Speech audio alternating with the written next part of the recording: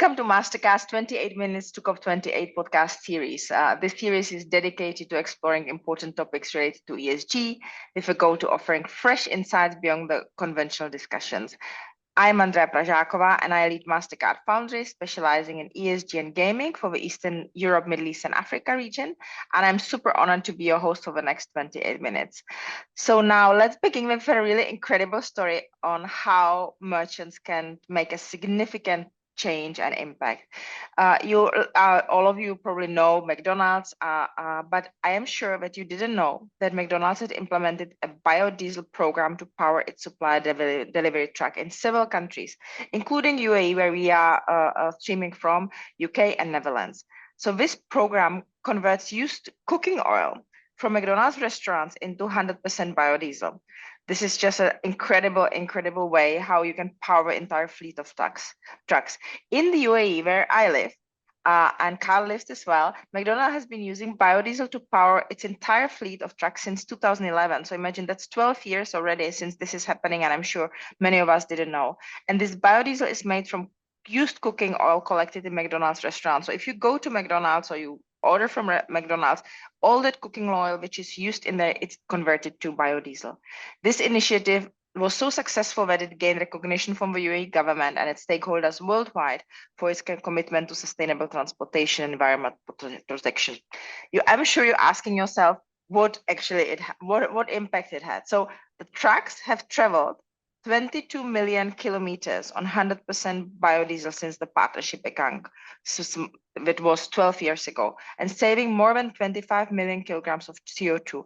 And that's without modification to the engines or loss of fuel economy. And that I think this is truly remarkable, because you have to think, I'm sure you had or probably had to change all the trucks and, what they did with the trucks. So you didn't have to change anything. The biodiesel program has a significant impact also on reduce McDonald's carbon footprint and contributed to a sustainable circular economy for the restaurant chain. If you think about it, we spoke about how much of carbon emissions they decrease, but to put it into perspective, that is the same as the carbon sequenced by growing by 385,698 tree seedlings into full-grown trees in 10 years. That's just simply remarkable. So now, as you can see, I'm super excited about the topic, and I want to introduce you to the driving force behind this incredible initiative, and my distinct guest, Karl Feilder. Karl's entrepreneurial journey began with his first company, which is many years ago, which he sold to Microsoft. And he has since guided numerous companies through various stages of his growth. He built 6 companies, including one of global logistic company Deutsche Post DHL, and leading 2 companies in the initial public offering. So his expertise is truly exceptional. In 2007, he was invited to lead DHL climate change strategy, which marked a significant step towards sustainability. Again, DHL obviously very strongly connected to carbon emissions.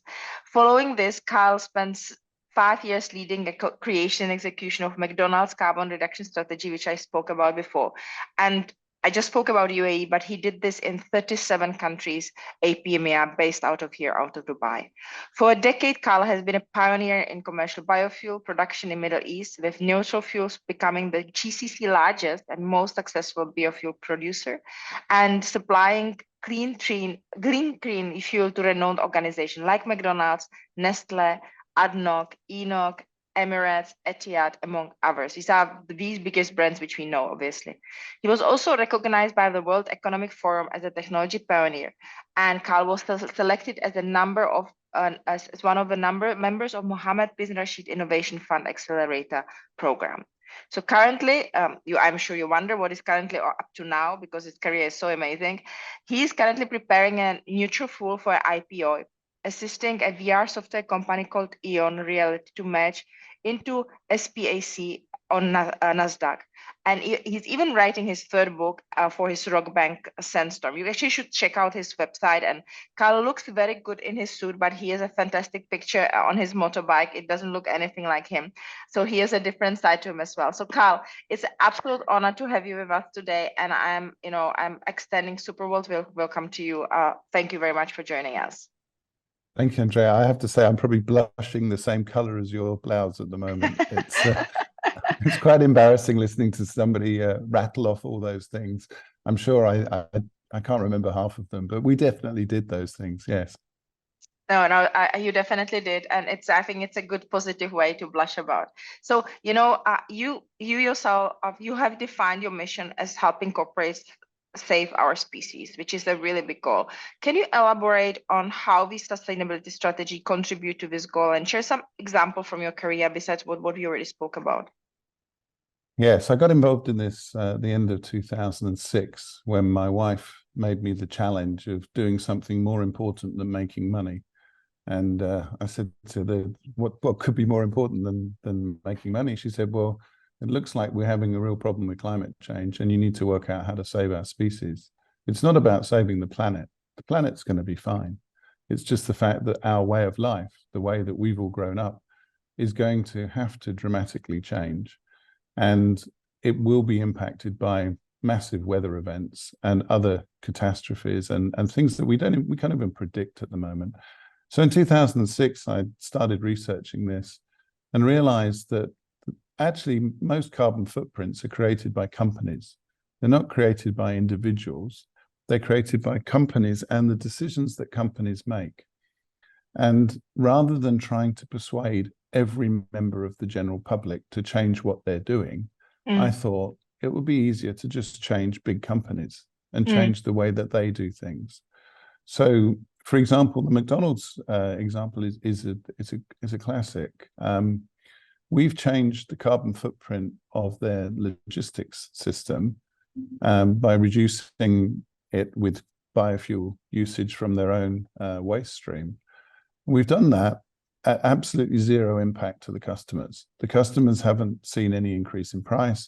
The customers haven't had to change or do anything. They still go to the same restaurant, they buy a Big Mac and fries, and they come home, they enjoy the food, and the carbon footprint has been decreased, but without them actually taking any action at all. Yeah. And this, in my view, is probably what we need to do on a broader scale. We need to get large organizations to make lower carbon decisions and eventually net zero decisions so that they can offer their customers an alternative between low carbon, lower carbon, and even lower carbon. And the customer doesn't have to decide on doing anything. I really like that approach, However, as a consumer, I would have loved to know that, McDonald's is doing things like that, and of course, bigger brands as well. And you work McDonald's and DHL, and obviously been trying to achieve the same kind of aspects. I think that the audience is probably really wondering what are some of the challenges for you to do that, because you just said that I think when we started and what you said, I love what your wife obviously challenged you, right? I think she delegated the execution to you. Brilliant woman. But what were some of the challenges and great learnings which you had on this journey from these companies which you worked with? Well, one of the greatest challenges is the fact that people don't like change. I think there's been a lot written in the sustainability agenda about how there are vested interests and people are too selfish, and all that the old boys running the networks want to do is play golf. And there's a lot of pushback saying that people are not wanting to embrace climate change and carbon reduction actions. I don't think it's so much that they're selfish or that they are stupid, because they're clearly not stupid. I think the thing is that people just find it very difficult to change. So when I was working at Deutsche Post DHL, the board asked me to go and visit the head of development for one of the vehicle brands in Germany. And I went to see their head of research and development. And at that stage, Deutsche Post DHL had 58,000 vehicles from this one manufacturer. And we said to them, we'd like to place a new order for 58,000 vehicles with you, but we want them all to be electric. And the head of R&D for that company, who, okay, yes, he was probably in his late 50s, and yes, he was a man. But he said, I'm sorry, that's not a large enough order for us to actually change our production systems. I'm sorry, but you're going to have to carry on buying normal petrol or normal diesel vehicles. Now, the good thing that came out of that was I reported back to the board and said, this particular manufacturer doesn't want to help us in our decarbonization journey. So it took about a year or two, but Deutsche Post actually went out and bought its own car company and started Awesome. making its own electric vehicles, because they said, well, if the car industry doesn't want to play, we're big enough, we'll do it ourselves. So they went out, bought a car company that I think they've produced so far maybe 10,000 of these vehicles. And they're out there delivering packages, delivering letters, doing all the things that they should be doing. And of course, the funny thing is that the company that I went to see is now one of the leading producers of electric vehicles in the world. It's just, it took them 10 years to do it. We were asking them to do it in 2008, and it took them until 2018 before they actually caught up. Now, while that's a sort of positive success story, those 10 years are lost. Those are 10 years of carbon emissions. Carbon emission, exactly. So we need people to just move faster. And I'm absolutely certain I cannot convince every customer in the world to change their behavior, but I can persuade big corporations to change their behavior, especially if it makes financial sense to them. That's awesome. I think, what you share is a really great testimony of innovation. And often we think about innovation, something completely new, right? But I think that innovation is also not to say take no for an answer and create a completely different solution. Can you maybe elaborate a little bit more on what role does the innovation play in achieving sustainability goals? You spoke about obviously moving faster, doing things by yourself if you want. I think it would be really great to understand some of these approaches. Well, it requires entrepreneurs and not just mad people sitting in a laboratory somewhere dreaming up crazy things. It requires entrepreneurs that can create technologies that scale. And the challenge there is that many of those smaller scale businesses cannot engage with large companies. The mechanisms are just not there for them to engage. So we have to find a way of bridging the technology gap and the deployment gap, so that large companies are quite good at rolling out programs, but they're not very good at innovating. So we need to get the innovators in front of the large companies and show them solutions, and also let those smaller innovators understand the complexity of deploying things on a large scale. When we, again, coming back to the example with DHL, when we started, they were trying to do their carbon footprint. And they had one man with a clipboard who was visiting locations and writing down literally how many light bulbs they had and what the buildings were made of and how many goods movements there were in and out of the building to try and calculate the carbon footprint. And when I arrived, I think he'd done about 6 buildings in 3 months. And that was pretty good going. And in the next 6 months, we did 3,500 buildings. And the way we did that was to write some software and ask the people that were based in those buildings to simply log onto a website and answer a bunch of questions. In the end, we ended up doing the questions in different languages and with lots of pictures, because we couldn't be totally sure everybody spoke English. But that meant that we were able to do the entire global carbon footprint for DHL in the space of about 9 months, and to have it done on a monthly basis, and to link it to the actual KPIs for the managers of those facilities.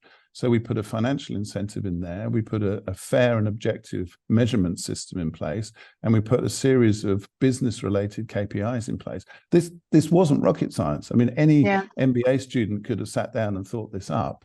The fact was that there was some very forward-thinking board members at DHL Deutsche Post who said to me, Karl, come in and look at this differently.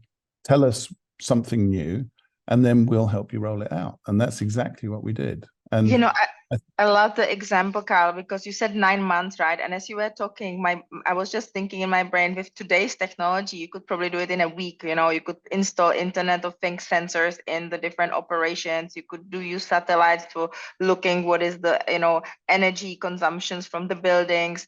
And but I think, Andrea, incredible, it's amazing.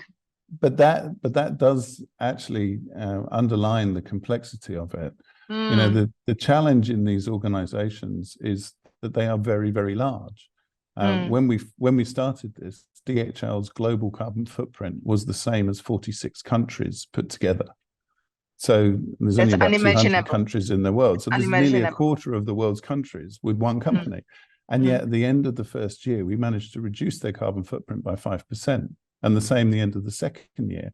And the thing is that the United Nations has failed to reduce the carbon footprint of all those countries Yes. over the last 40 years. So just by sitting down once a month, having a review meeting, having some sensible business decisions and some courageous leaders in that organization, we were able to make real change and make real difference. And it's now become an ingrained part of DHL's global strategy, as it should be, to work out better and newer ways of reducing their carbon footprint. It's become normal for them to look for ways to save carbon.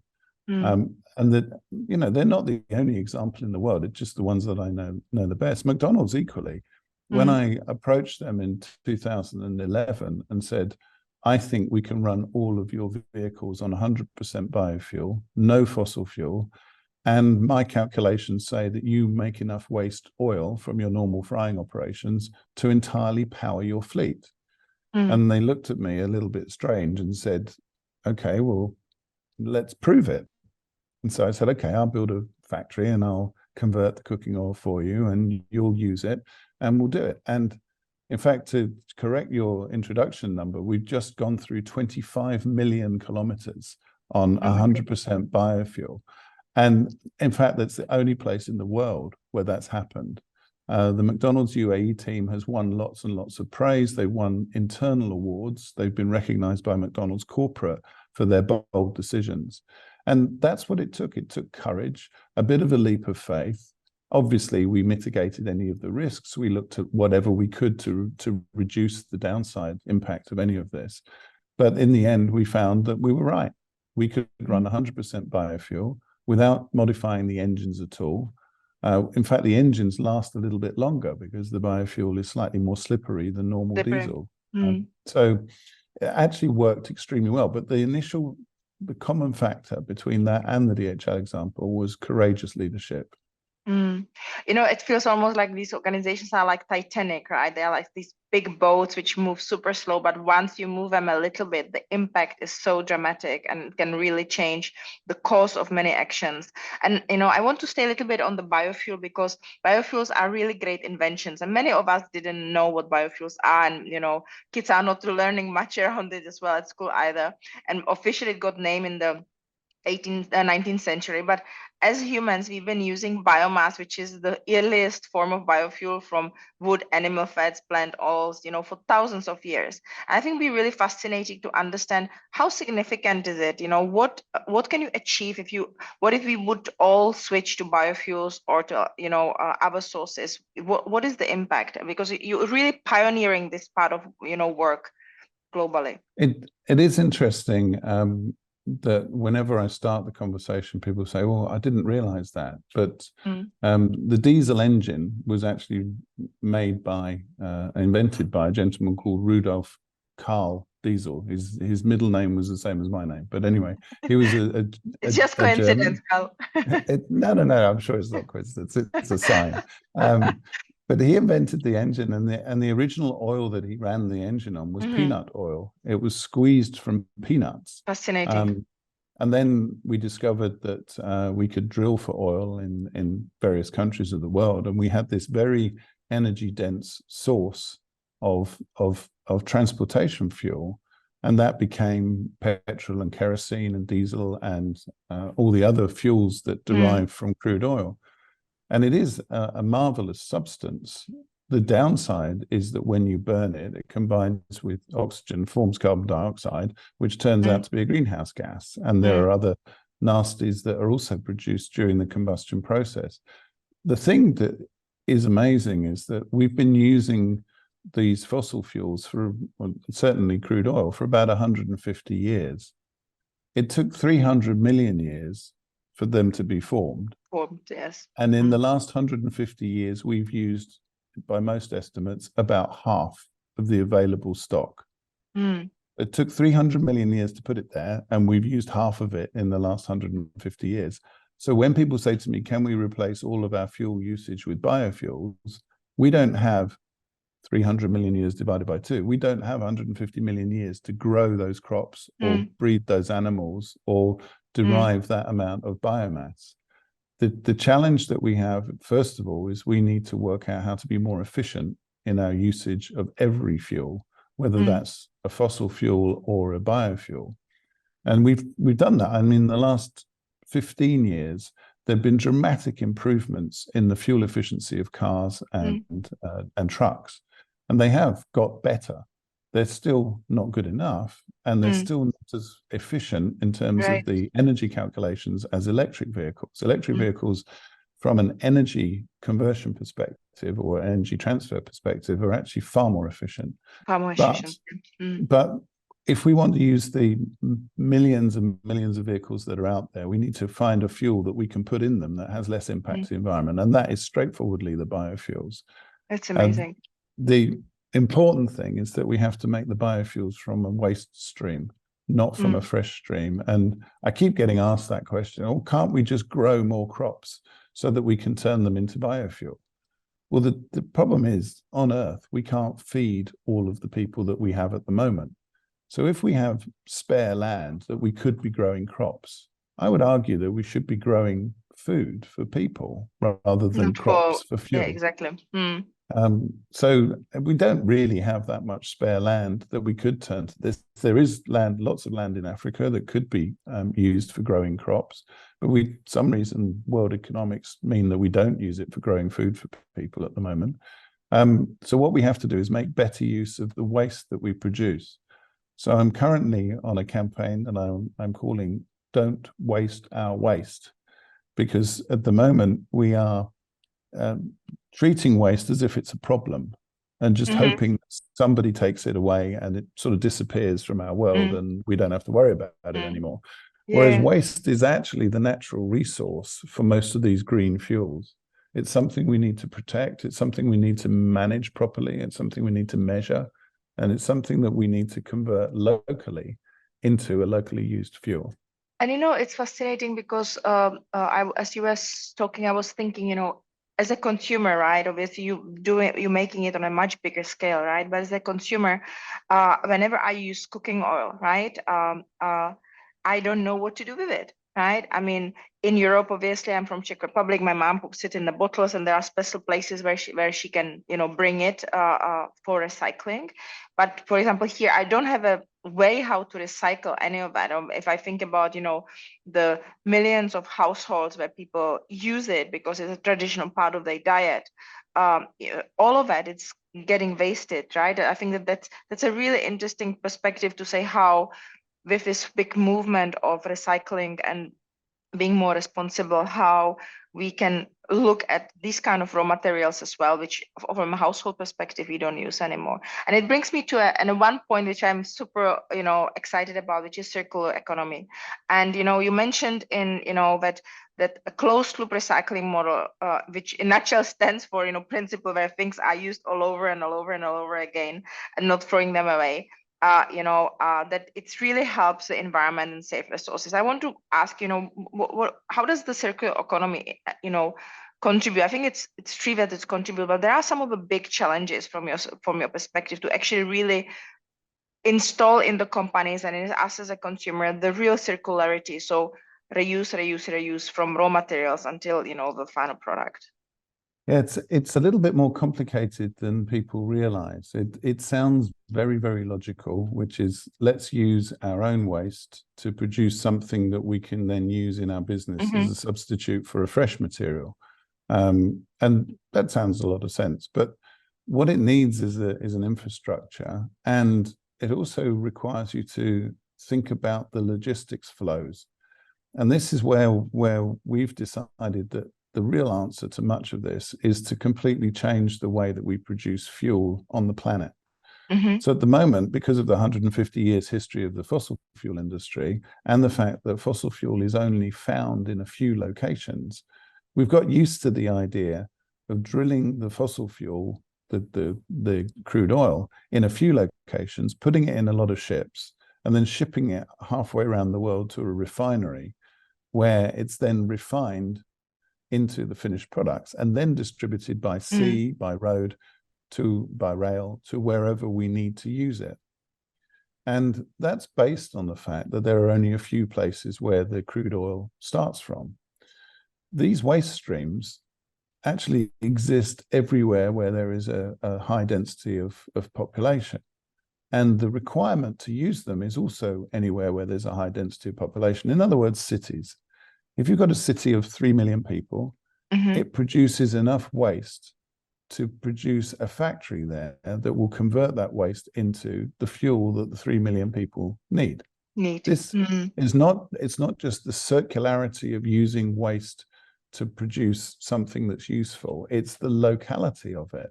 Because if you don't have to move the raw materials halfway around the world, and if you don't have to move the finished goods halfway around the world, it's considerably better on the environment and it's more financially efficient. I've seen various calculations recently that show that 1/3 of the world's shipping is actually moving fossil fuels around the world. So if you wanted to reduce the carbon footprint of the shipping industry, just stop shipping fossil fuels.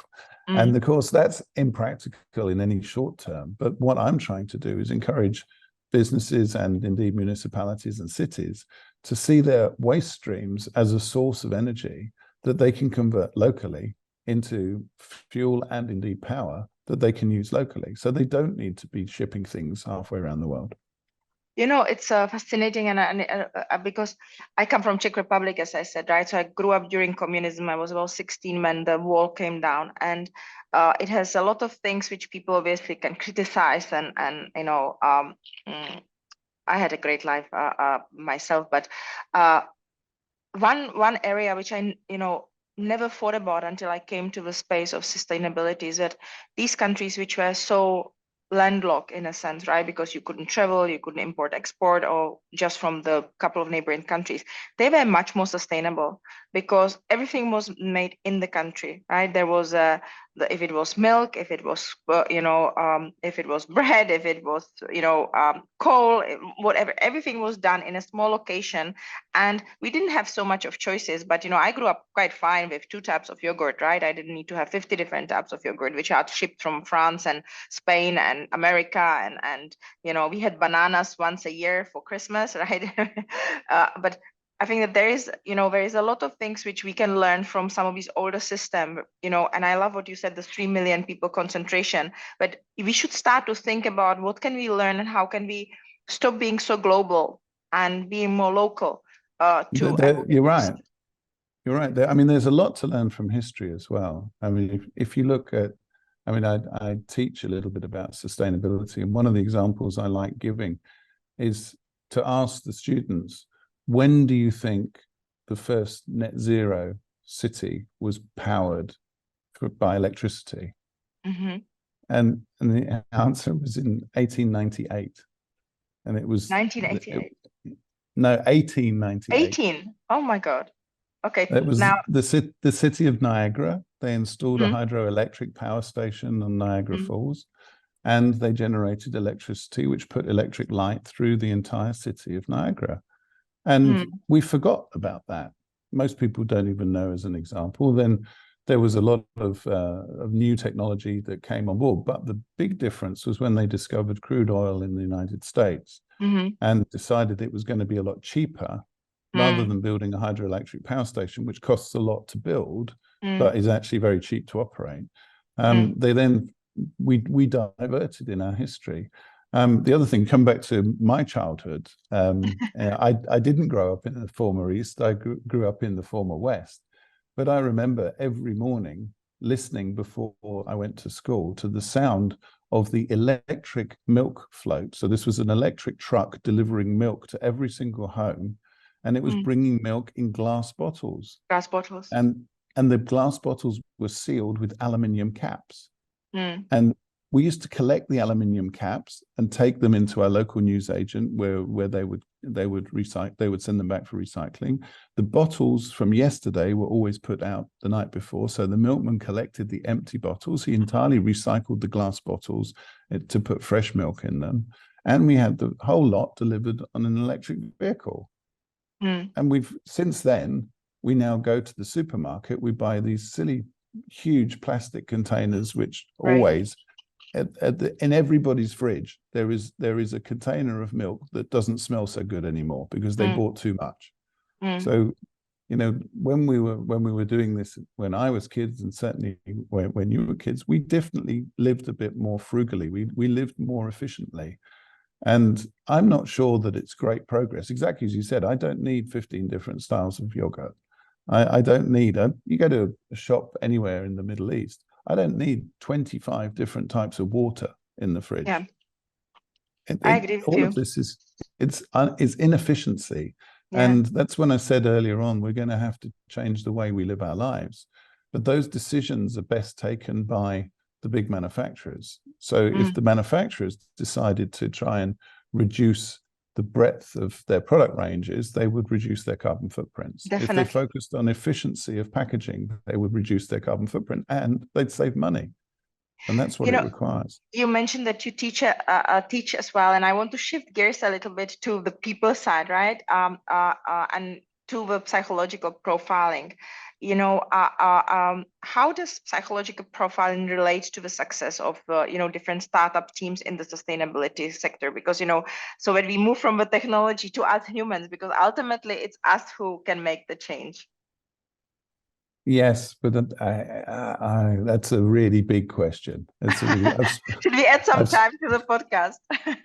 I've spent 12 years so far researching the psychology of startup teams to write my PhD, and I'm still reading. I've written about 100 pages so far, but I'm still reading and still learning about this. But my conclusion is that there's a very, very small percentage of the population who are naturally inclined to become entrepreneurs. My primary research would seem to indicate it's about 3% of the population, and that 3% is relatively stable around the world in different countries.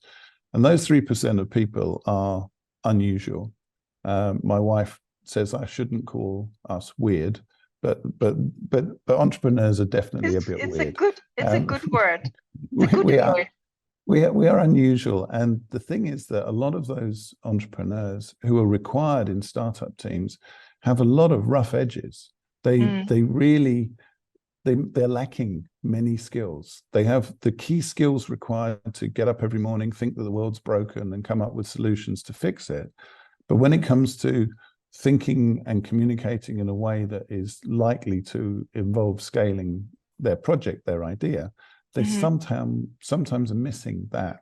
So what I thought a long time ago was that entrepreneurs are born but not made, but you can make them better by teaching. And that's what I've been trying to do, is to use some of the lessons from my life. I mean, I'm definitely an entrepreneur. I'm not the wildest, weirdest entrepreneur in the world. I've met some of those guys and they are truly wacky. And equally, I'm not the mildest entrepreneur who would probably be sitting in a research lab in a large organization as an entrepreneur. But there's things that I've learned. And one of the most important is being self-aware, realizing your own weaknesses, not necessarily telling somebody on a podcast what they are, but definitely realizing your own weaknesses. They have people who do, right? But if you can recognize them, you can do something about it. So I know that I don't like sitting there with financial spreadsheets day in, day out, because it bores me senseless. But I know that I can hire people who actually get a pleasure out of sitting there and playing with spreadsheets.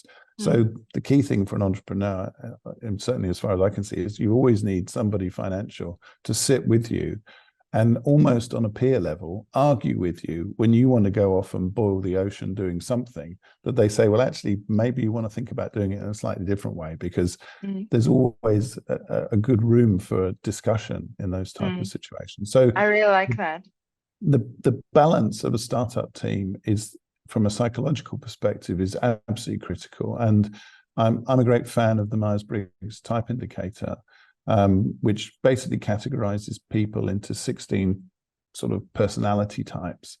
And I think that there's a very good alignment between those personality types and the sort of roles that people are really comfortable in their work environment. And if you can map the personality types and the roles into what you need in a startup team, you can probably come up with a very successful startup team. And as you said in your very kind introduction, I've started a lot of companies and they've mostly been pretty successful. But the two most successful ones were the ones where I got the initial team right. And they then created a fabulously warm and supportive environment through the entire life of the company. And that was all about getting the right character types there, having the right skill sets that balanced each other. Gosh, we had some arguments, but the arguments were all coming from a very nice place. They were coming from shared belief in what we were trying to do, and intense passion in trying to execute it as efficiently and professionally as possible. And we had disagreements and different views, and that was extremely healthy. But that combination of skills is what startup teams need to have, with the sense that the world is broken and we need to fix it. It has to be. It's an interesting learning, because I think that it's not only for startups, but for bigger companies and smaller teams in the bigger companies. It's just not to hire for your skills, but really to look at personality assessments and look at it more from a psychological level than only you have an MBA, you have an accounting degree, you speak this language, and you have so much of experience, and I kind of like you. And I think if we would create much more sustainable environment in a workplace as well, if we would apply these kind of principles which you just described on a much bigger scale, not only to startups, right? And I'm fascinated because you are a real global citizen. I think you had experience from 51 countries. That's that's it's really massive.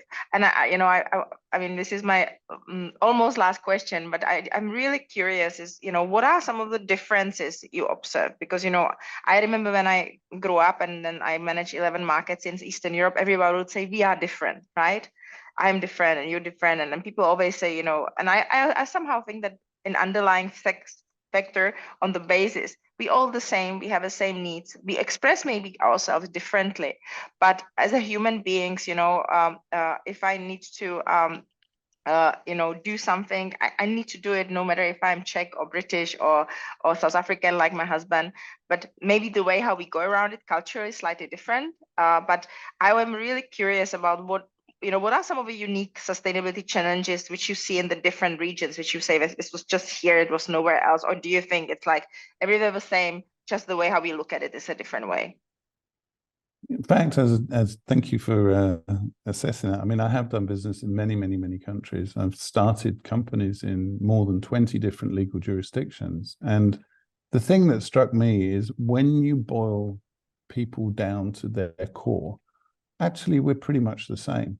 It doesn't matter if you're South Korean or Japanese or South African or American, from wherever you are in the world, most people actually want to be happy.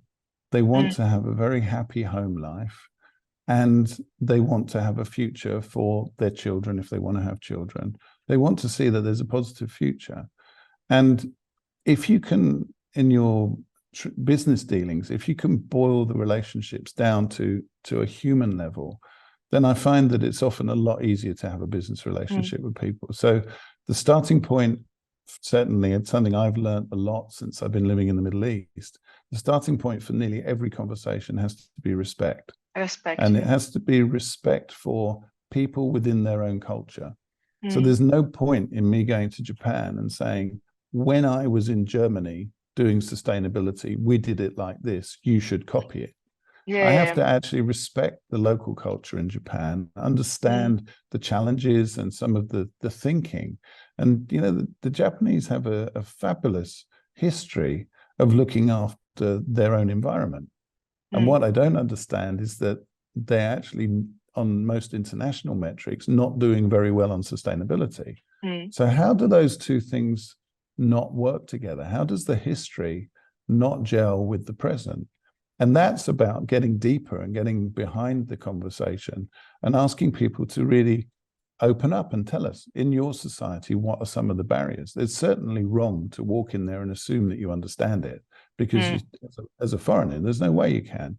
But as an enabler and as somebody that maybe commands their respect and can say, well, let's think about this slightly differently, and how about this, and what do you think about that? It's more of an encouragement type of approach, as opposed to a stick. But it comes back to my core point, which is that if you can engage with the large organizations, they make the decisions on behalf of consumers every single day. Trying to get consumers to change their behavior is probably a 2 or 3 generation activity. And we don't have that much time left. Whereas most businesses work to maybe a 5 or a 10-year time frame. If it's in Japan or further afield, it may be a 20 or 25-year time frame, but they are thinking shorter term than a generation. And if we can get them to think on how to execute climate mitigation strategies that are shorter term, that produce financially beneficial results to the company, and they can execute with the people they've already got there, then that's the way we're going to actually tackle climate change. It's not going to be about United Nations edicts. It's not going to be about complicated calculation schemes or secondary or tertiary markets trading carbon credits and derivatives. That's not going to be it. It's going to be about getting large organizations that operate everywhere in the world to just do things differently. I like it. We are in the end of the session. Before I close, I just want to ask you one more thing, and it's, I love the whole theme about it. Actually starts with us, right? It's and the big organization is the movers and shakers. What would you want to leave our audience with? One thing which you would want them just to, and they say, I listened to the podcast, and I know what Karl said is just like, I can't forget it. I can't get it out of my head. Well, people say often, they ask me, well, what can we do? And I think about it, nearly everyone has someone in their family who works for a company. Probably, hopefully, there's a breadwinner, there's somebody who works for a company in your family. If you are still hopefully sitting down maybe once a week over a dinner table, why don't you ask that person who works for a company if they would ask their company what they're doing about getting towards net zero? Because if we put pressure from within organizations to drive the organization towards a net zero strategy, then the leadership will feel more courageous to take those decisions. They'll feel that they've got their workforce with them, that the people want this to happen. I haven't met anybody who doesn't want to save the planet. And this conversation should be relatively straightforward. We have all got kids and we want to have grandchildren and we want them to have a better life than we've had. And at the moment we are doing exactly the opposite. So what we need to do is to get our companies to do something different, and the best pressure on the companies comes from within, because every company is only as good as its workforce. Amazing. So in closing, today, we have been able to explore corporate sustainability innovation with Karl, and he is a true pioneer in the field. He's built from biodiesel to circular economy, and we have heard how businesses can lead to charge and to change to greener future. I want all of you who've been listening and watching this to take lessons with you to, and make sustainability part of your journey. Please, after this session, do engage in the dinner conversation, as Karl was suggesting, because our choices and what we do shape the tomorrow. And somebody told me the other day that we are just borrowing this planet from our children. So, think about them and what we're doing. Karl, thank you so much. I felt like I went through a university of biofuel, sorry. It was incredible. I learned so much and I enjoyed. You have an incredible energy and patience. I am sure that everybody would, agree with me who will be listening to this session. To our listeners, thank you for joining 28 Minutes to COP28. Let's save our species through sustainability. Until next time, stay inspired. My name is Andrea Pražáková, and it was such a great honor to host you today.